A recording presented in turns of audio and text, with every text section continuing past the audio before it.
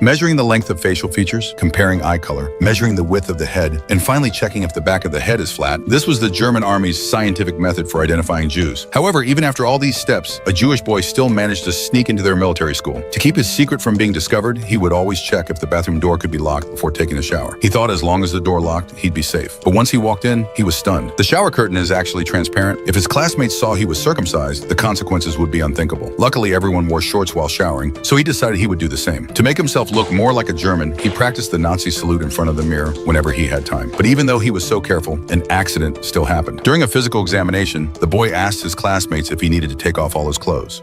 Ja, natürlich.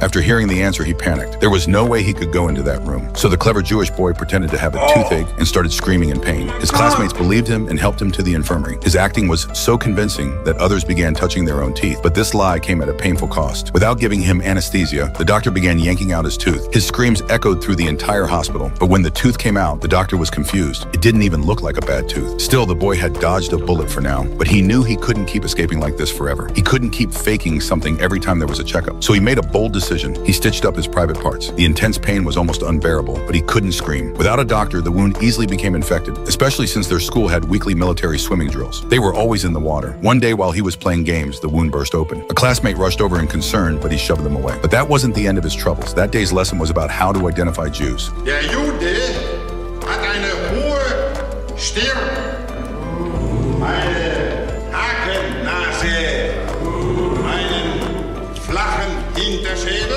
After hearing the teacher's explanation, all the features matched him. If the teacher called him up, his secret would be out. And sure enough, what he feared most happened. The teacher called him up to be the example in front of the class. The boy froze, then slowly walked to the front, trembling. The teacher began measuring his face. He found a hook nose, a high forehead, a flat back of the head, and gray-black eyes. All signs that didn't match the Aryan ideal. But since the boy had once helped an officer as a translator on the battlefield and had earned merit, he was personally invited to join the school by the principal. So even though the teacher noticed all the signs, he could only say that perhaps the boy had some mixed ancestry. Maybe he wasn't the purest German, but definitely not a lowly Jew. And just like that, the boy escaped once again.